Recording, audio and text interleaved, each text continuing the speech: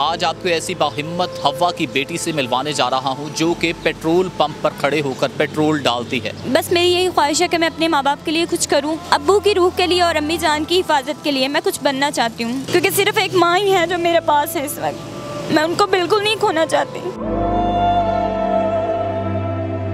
बिस्मिल्लाहिर्रहमानिर्रहीम, अस्सलामु अलैकुम नाज़रीन, आप देख रहे हैं जवाद बाकिर ऑफिशियल और मैं हूं आपके मेज़बान जवाद बाकिर। आज आपको ऐसी बाहिम्मत हवा की बेटी से मिलवाने जा रहा हूं जो कि पेट्रोल पंप पर खड़े होकर पेट्रोल डालती है। लोग तरह तरह की बातें भी करते हैं मगर उसने हिम्मत नहीं छोड़ी।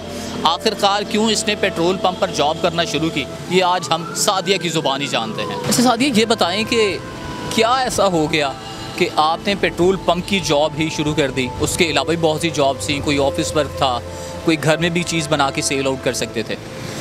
सर बहुत सी चीज़ें हैं। ऑफिस में भी मैंने एक जगह पे पेट्रोल पंप पे काम करने से पहले मैंने एक ऑफिस में जाकर इंटरव्यू दिया, लेकिन उन लोगों का आपको पता है कि ना हम किसी की नीयत पढ़ सकते हैं ना किसी के किरदार पे जा सकते हैं। उनकी नीयत, उनका किरदार ठीक नहीं था, तो मैंने उस ऑफिस की जॉब को छोड़कर, मतलब उसमें मेरी इज्जत जाती, मैंने उसको छोड़कर इसलिए इस फीलिंग के काम को पकड़ा कि इसमें मैं बिल्कुल एक सरेआम खड़ी हूँ। मुझे कुछ अगर कहता भी है ना तो मैं उसे कुछ कह सकती हूँ। एक बंद कमरे में मैं किसी को कुछ नहीं कह सकती, बजाय अपने हाथों को, अपने दामन को घर लेकर आती, माँ को आकर बताती।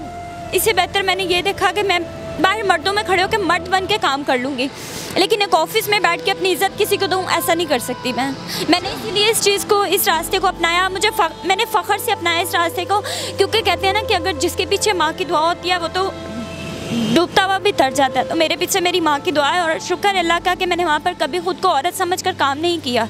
मैं एक मर्द बनकर काम करती हूँ। क्या वजह थी कि पेट्रोल पंप की आपने जॉब शुरू कर दी? बस कोई ख़ास वजह नहीं, यही था कि मैंने CV बहुत जगह ड्रॉप की थी, किसी ने मुझे कॉल नहीं की। सब ने कहा कि लॉकडाउन है, लॉकडाउन की वजह से हालात बहुत ख़राब हैं। अगर मैं हालात को देखती तो मैं अपना घर, मतलब मैं अपने, पहले मैं एक चीज़ खो चुकी हूँ अपने घर से, अपने हाथों से, मैं दूसरी चीज़ नहीं खोना चाहती। मेरे वालिद साहब इसी टेंशन्स की वजह से, परेशानियों की वजह से वो इस दुनिया से चले गए, लेकिन अब मैं अम्मी जान को नहीं जाना, मैं नहीं देखती कि मैं नहीं चाहती कि मेरा घर बिल्कुल खाली हो जाए। मेरे पास तो पहले ऐसा कुछ नहीं है कि मैं जिनको संभाल सकूं, सिर्फ एक माँ का सहारा है, उसे भी मैं बिल्कुल नहीं छोड़ सकती। और उसके लिए अगर मुझे लोगों की बातें, लोगों की नज़रें बर्दाश्त करनी पड़ेंगी तो मैं मर्द बनकर ज़रूर इस चीज़ का सामना करूँगी। इतनी बाहिम्मत हैं आप, तो क्या आप भाई सपोर्ट नहीं करते?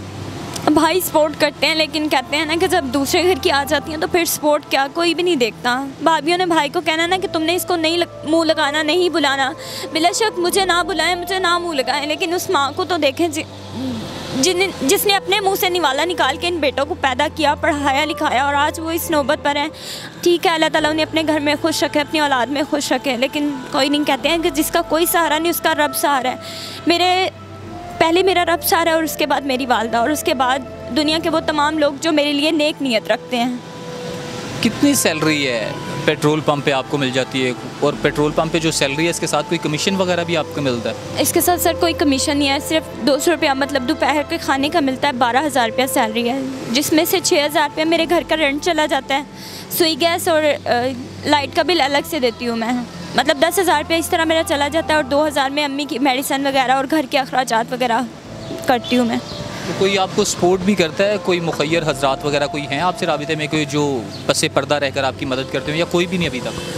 अभी तक तो ऐसा कोई भी नहीं है। एक शख्स है, मतलब वो मुझे बिल्कुल ना ही तो अपना नाम बताते हैं, ना ही मतलब वो मेरे सामने आते हैं, लेकिन उन्होंने मुझे मेरी मामा के लिए मेडिसिन के लिए भी पैसे दिए और ईद की मतलब शॉपिंग के लिए भी, तो मैं उनका थैंक्स करना चाहूँगी। इस दुनिया में बहुत से नेक लोग हैं जो नेक नीयत रख के, जो बेटी समझ के हेल्प करते हैं, तो मैं उन लोगों को अपनी तरफ से सलूट करती हूँ। क्योंकि देखिए, इस मजबूरी में, मतलब मैंने जो जॉब की है ना, मैंने आज तक दुनिया में कभी कहीं पर किसी पेट्रोल पंप पर लड़की को खड़े होते नहीं देखा। और मैं काम करती हूँ तो यकीन करें कि वहाँ पर बड़े बड़े ऑफिसर्स आके मुझे कहते हैं कि मैडम आपकी हिम्मत को सलाम है कि आप यहाँ पर खड़े होकर काम कर रही हैं।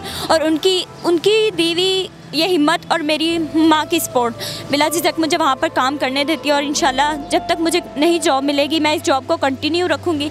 लोगों की नज़रें और लोगों की बातें जो मर्ज़ी हो, मैं इस जॉब को नहीं छोड़ूँगी। आप क्या गोल आपने सेट किया है? कोई टारगेट आपने रखा है कि लाइफ में आप कुछ करना चाहते हैं? मेरा बस यही टारगेट है कि मैं कुछ बन के दिखाऊँ, मैं उनको कुछ बन के दिखाऊँ जो हमें ठुकरा के धुतकार के चले गए थे। पहले वो शख्स जो मेरे भाई हैं, दूसरे वो शख्स जो मेरी अम्मी को बातें करते हैं, मेरे ख़ानदान, मेरा रिश्तेदार। और मेरी यही ख्वाहिश है कि मैं अपने माँ बाप के लिए कुछ करूँ, उस अब्बू की रूह के लिए और अम्मी जान की हिफाजत के लिए मैं कुछ बनना चाहती हूँ। लेकिन बहन के यहाँ पर लोगों की नीयतों को मैं बिल्कुल नहीं जानती। माँ के साथ इतना प्यार है, माँ की सपोर्ट भी आपके साथ है, किस हद तक माँ से प्यार करती हैं? दुनिया की कोई बड़ी चीज़ भी मेरे सामने लाके खड़ा करके कोई मुझे कहेगा ना कि अपनी माँ हमें दे दो, तो मैं कभी भी नहीं दूँगी, क्योंकि सिर्फ एक माँ ही है जो मेरे पास है इस वक्त। मैं उनको बिल्कुल नहीं खोना चाहती।